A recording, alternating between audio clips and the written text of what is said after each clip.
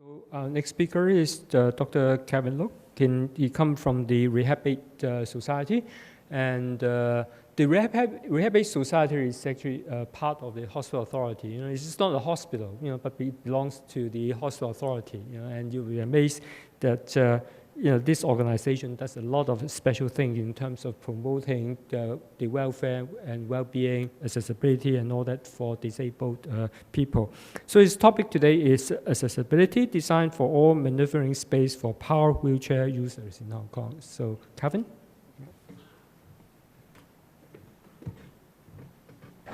Thank you, Professor Fong.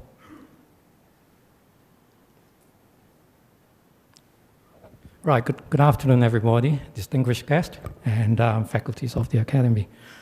It is a rare opportunity for us to talk to you today about accessibility. From my experience, I was in this conference 3 years ago in Kuala Lumpur, and I have probably met some of you. Accessibility is not a regular issue in the Design and Health Congress, but today I'm not talking about the technical side of accessibility. We'll be introducing to you the situation in Hong Kong. And what, as designers, both local and overseas designers, when you work in Hong Kong, how you can help us, or how we can help ourselves to contribute to accessibility and therefore design for health. Okay, a very brief introduction to to the association that I represent today. We call the Association for Universal Accessibility in Hong Kong, and our mission is to promote a universal, accessible built environment. And why we are doing that? We are a group of professionals, both from the architectural industry and also from the medical industry, which mainly consists of the occupational therapists. And we work together with universities, with some of the people you will see under here, housing society, our colleagues is also here. We work together to promote accessibility in terms of health. And certainly we work together with stakeholders, Society for the Blind People, wheelchair people. Some of our guests here is also here. They're from the wheelchair group. And they all have a very special interest as stakeholders, as part of the community in design and health. And basically, we will advocate to everyone about universal accessible built environment. I think everyone here know very well about it, but why we're doing that is we want to ask ourselves whether we want to do better or just accept the minimum statutory requirement, which you will see later. I mean, in Hong Kong, we pride ourselves as the best, we have the best business environment, but in terms of built environment, we yet to see what statement we can make about that. Okay, my presentation is very short, will be done within 20 minutes, and will be in 3 parts. The first part is about the relationship of accessibility and health, mainly in the Hong Kong context. And the second part is about the issues and challenges we are facing here. And the last part is how we can do about it. Okay? You're all familiar with these terms, so there's no point for me to go through that. Design for all, access for all, and we all know what it is. But something that we often ignore when we're busy with our practice as an architect is to look at one dimension, which is accessibility. And it covers not just the physical, also the mental and social well-being. And you will see how that definitions of accessibility merge in with the environment later on, under that definitions. And more often, again, for architects that's not just working on hospital projects, they would not be so enthusiastic about design health. I was asked many times when I talked to my colleagues about this conference, they said, I don't work on hospitals, I don't work on health facilities. Why would I come to this conference? The definition from WHO tells us very clearly that the health arena is everywhere, in our home, in workplace, in prisons, in commercial offices, and everywhere. So every one of us who design these facilities have to have in mind of doing that. And one of the most important things that I would like to emphasize today is the change of these paradigm definitions of disability in 2 decades ago has led us a very heavy burden as a designers to remove or change the social and physical and all those barriers back to something that we can serve everyone and accommodate the expected incident of human diversity.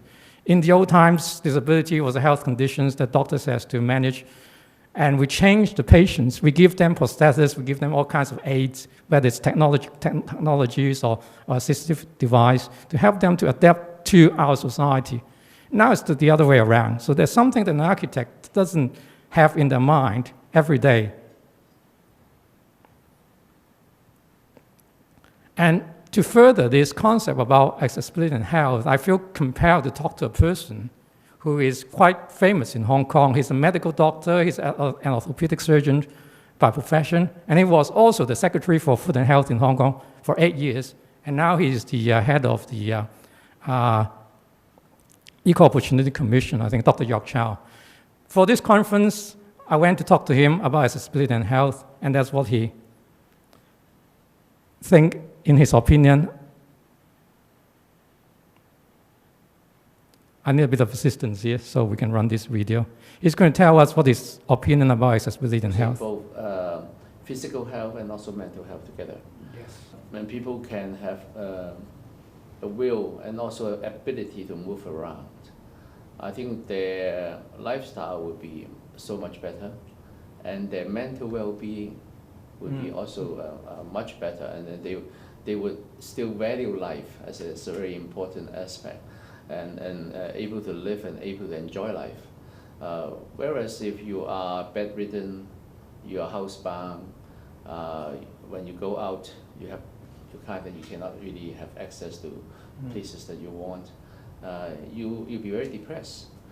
Your view of the world also will change. You know, it's getting grayer and grayer. So, for particularly elderly people, I think it's important that they should have a positive attitude towards their life, and not just the physical side, but also actually the family support and also the environment. It's a big factor actually in terms of their mental well-being. Hong Kong is a place that we are very used to be connected. We always have fun having friends around and also going out together with friends. This is our lifestyle. It's very common. And also family to gather together on weekends and Sundays and so on. So these are our common lifestyle. And if our buildings can facilitate that sort of lifestyle and be sustainable for the whole life of a particular individual and the family, I think that would be a very successful project for everybody. Architects should exercise their innovative ability and creativity to build buildings and premises that will make people happy. So it's not just fitting the minimum regulation. I think that is important, but also to make the building a happy building for people. People would love to live there, love to work there, love to have their life there together with their family members and friends and so on. Okay, I think the message is very clear from Dr. York Chow. And if we can see from this diagram, we come to a conclusion that the health and the environment are overlapped in the dimension of accessibility. Whether we are dealing with disabilities or we're dealing with the aging problem, with the elderly, we're going to face and going to overcome the similar aspects, whether it's physical, mental, social, or in terms of environment, it's physical, attitudinal, communications, and social. Okay. In line with salutagenesis, we also think that accessibility has the same effect of promoting physical, mental, and psychosocial health. And in fact, we take one step closer and look at the elements of accessibility and salutagenesis. We find out there's a high correlation in terms of the manageability aspect of the salutogenic theory. I mean, I put these two charts together the first time I attempt to do that. On the far right-hand side, we have we have the theme of our Congress, which is salutogenesis, with the meaningfulness, manageability, and comprehensibility. And we look at our very well-known definition of universal design or design for all from Ronald Mays back in 1997. Then you find out that 5 aspects, 5 out of the 7 major principles of universal design falls within or comply or align with the manageability issue. So we can see that whether we design for all or whether we promote salutogenesis, we are going to make an environment that's manageable And that's probably one of the very important things that we ought to do. And therefore, accessibility is part of it. Okay.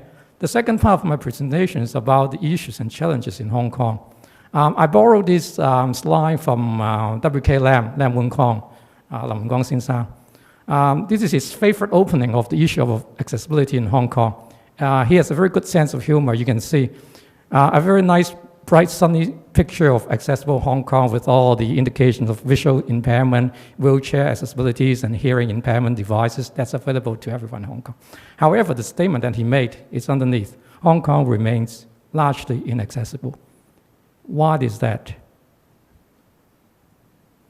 Okay. Like every other developed countries in Australia, UK, US, Hong Kong has a similar hierarchy of instruments control or control the buildings to be built to comply with accessibility. At the very bottom, we have the building regulations. The most updated one is everyone's working with it every day in Hong Kong is BFA, Building Barrier Free Access Manual, Design Manual 2008. Okay, that's an obligatory standard. And one step above that, we have the Disability Discrimination Ordinance, which is a civil law ordinance that requires all buildings, all facilities, all services to comply with accessibility. And China in 2008 also signed up to the United Convention of the Rights for People with Disabilities. So it all seems to be okay. Why Hong Kong is still not okay? But I'm not the one who say Hong Kong is not okay. You come to that later. So from a timeline perspective, we have the DDO 1996 and 1997 coinciding with the handover of Hong Kong. The building ordinance started to incorporate barrier-free access. And it was further enhanced in 2008 to something that really make Hong Kong should be, or theoretically, a better place or more barrier-free, beyond barrier-free. But the reality is, as Mr. Lam, W.K. Lam quoted it, it's frustrating.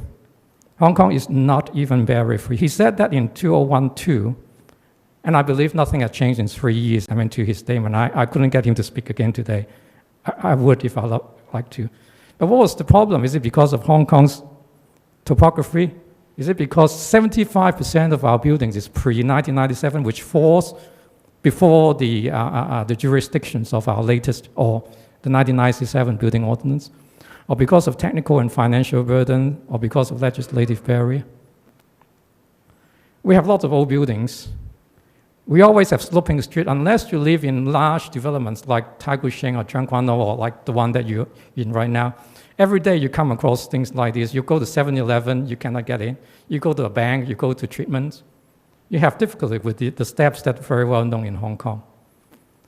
Technically, financially, whether people can invest millions of dollars in new bank fit-out like this and still keeping the steps in front, is it a financial consideration or technical considerations? Is there legislative barriers? These buildings built in 2004, all the public entrances comply with the building regulations, but the shops in front are not. There's still no level entrance at the steps. And that creates a surface barriers. You commonly see in Hong Kong that you see people leave their wheelchairs in front of the shops, people waiting to be served in front of shops. And the only way he can get the service, the optometrist come out and do his glasses in front of the street. Okay. There's many casual attempts you can see around Hong Kong. It's basically like a landmark of Hong Kong. You see that everywhere. That's one of the examples. To do it better, some developers do something more permanent. But every one of you as an expert in design, you know it doesn't work for wheelchairs. It's too steep, the landing is too small, it doesn't work, only work for trolleys. And to make it worse, sometimes they just put it in front of FS outlet, the fire services outlet, and you run your wheelchair right into it. Okay? And once you think getting in, it's okay, but getting out is a different story. We had a site inspection with one of the wheelchair group, and we went into the building, okay, through MTR, but when we go down, obviously, my friend cannot come down through the steps. And we tried to go to the bus interchange, and we find out the exit is level, but the building management put the bars there to stop all the trolleys coming in. So, we are not saying that the government is not doing anything. The government is doing a lot of things, okay? Well, the picture is missing. The office that I work for, we created a report. We made a report in 2010, and based on the report, Mr. Lam took it to Legislative Council and get lots of money to do 3,700 buildings to be renovated to comply. And now they're still doing the public walkways, and the latest innovation, the latest initiative they do is to give a $2 transport scheme to try to make the old people to go around. But Mr. Lam is not happy with that. Right after 2 weeks, he gave the speech. This was the speech he gave to the Hong Kong Institute of Architects. 2 weeks later, he went to Legislative Council and said to them, a comprehensive and retrospective improvement to access in pre-1997 buildings cannot be achieved by enforcing a DDO. Why he said that? If any one of you come from Australia, you remember 2013, the Human Rights Commissioners was blamed when he said that the Disability Discrimination Act in Australia was an underutilized tool, and someone criticized him that actually the act itself is a broken tool. Why is it a broken tool? It's a broken tool because it's only a civil lawsuit complaint, so everyone can get away very easily with it. And with justifiable hardship and all that, that can take them away from the loophole. So at that time, Mr. Lam proposed a retrospective legislation for all buildings beyond or in front of or pre-1997 buildings. And that's a very drastic step.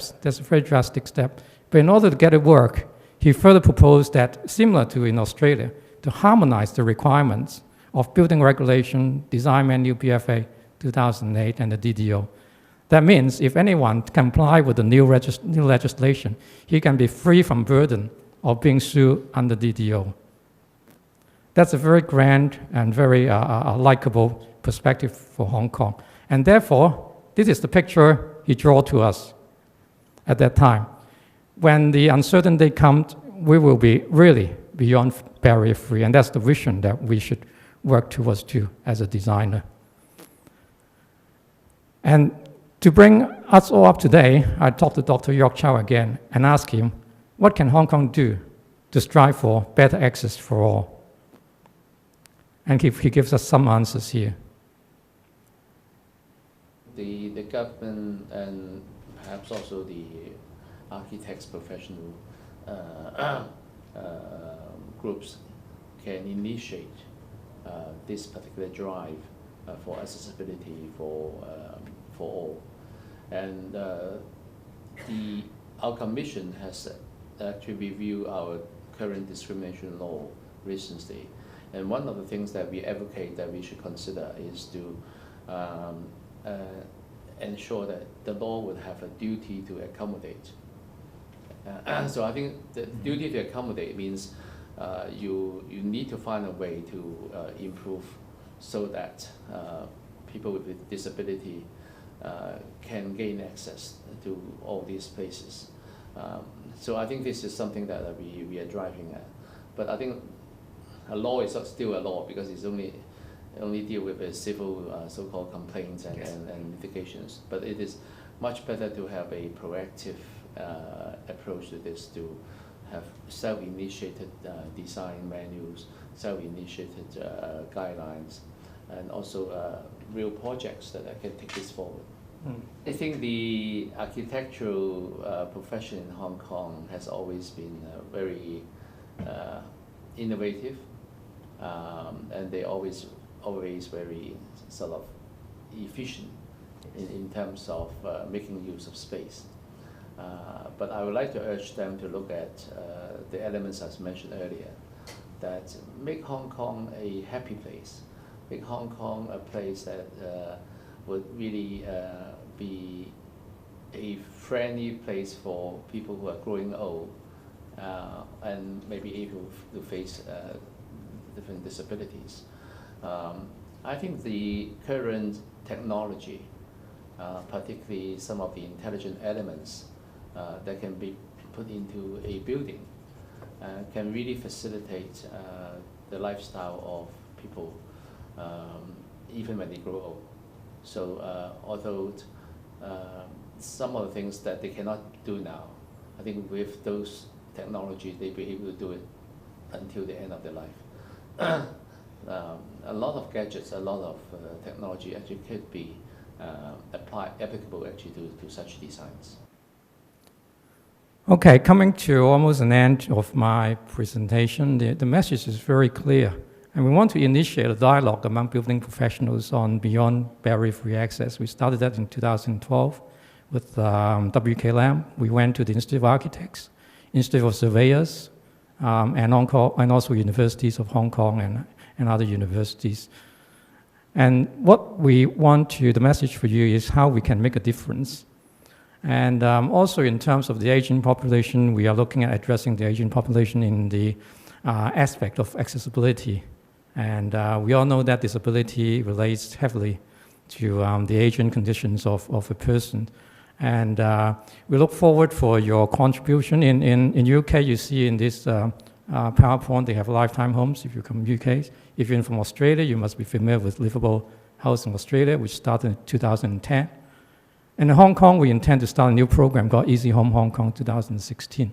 So we need the industry, we need the designers, we need the health professionals, all support us in this aspect. And in the next 3 days, you have excellent view of all the leading experts in the world about health facilities. And if you can have in mind to incorporate the dimension of accessibility in your design as part of design for health, and that's what we want to bring to you today. And thank you very much for your time. And we are on time, 2:50. Thank you, Professor Hong.